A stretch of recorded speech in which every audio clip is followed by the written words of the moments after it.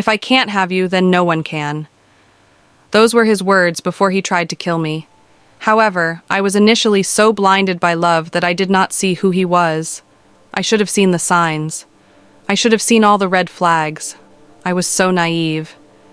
When I first met Ethan, he was charming, too charming. His eyes, a deep shade of stormy gray, had locked onto me from across the cafe, and he'd smiled in that way that made my heart stumble. He knew exactly what to say, how to make me feel like the center of his universe.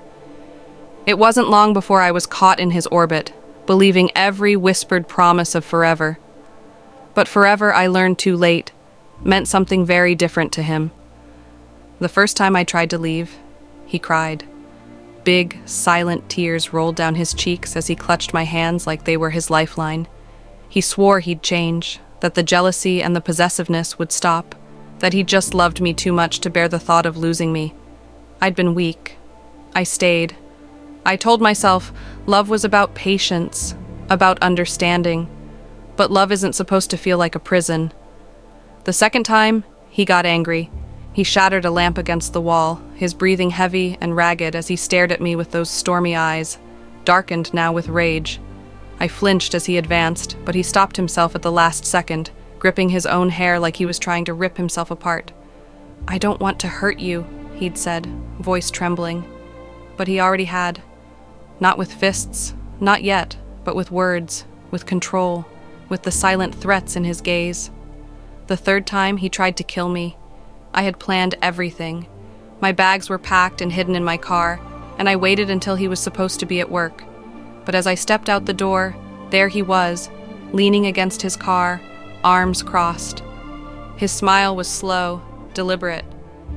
Going somewhere? My heart stopped. My hands trembled as I tightened them around my purse strap. "Ethan, please. This isn't working. We're not good for each other." His smile didn't falter.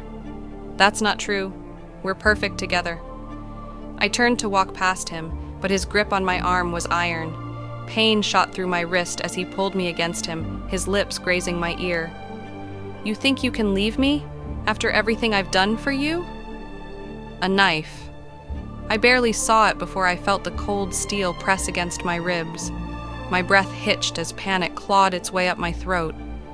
"Ethan," I whispered. "Please." He sighed like I was inconveniencing him. "You made me do this, you know? You were supposed to love me. You promised." A car passed by, its headlights illuminating the driveway. For a second, I thought about screaming, about running, but the blade pressed harder. My mind raced. I couldn't die, not like this. So I did the only thing I could think of. I played along. I forced a shaky smile. "You're right, Ethan. We are perfect together.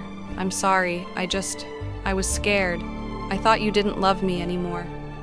His grip loosened just slightly. "What?" I swallowed the bile rising in my throat. "I thought you wanted to leave me. I was testing you.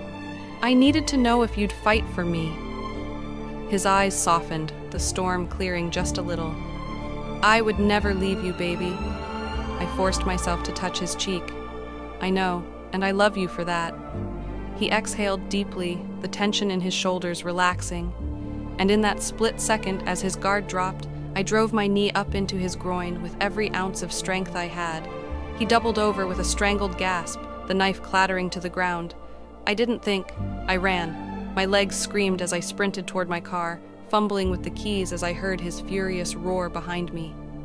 I managed to yank the door open just as he reached me, his fingers grazing my shoulder. I threw myself inside, slammed the door, and locked it just as he pounded against the window. "Don't do this!" he shouted, his face twisted in desperation and fury. "You're mine, you hear me? Mine!" I barely managed to start the engine before he yanked at the door handle, trying to rip me back out. Tires screeched against the pavement as I peeled out of the driveway, my hands shaking so badly I could barely steer. My heart thundered in my chest, my breath coming in gasps as I watched him disappear in the rearview mirror. I didn't stop driving until I reached the police station. The restraining order came later. The court case, too. But even now, even though Ethan is locked away, I still check my locks twice before I go to sleep. I still wake up in cold sweats, the phantom weight of a knife pressing against my ribs. I still wonder what would have happened if I hadn't played along, if I hadn't been fast enough, smart enough, lucky enough. I should have seen the signs. But now I never miss them. Whenever I see a red flag, I address it immediately, and I don't tolerate nonsense. I don't know why I always attract the same type of guys. Maybe I was destined to be with a guy like that.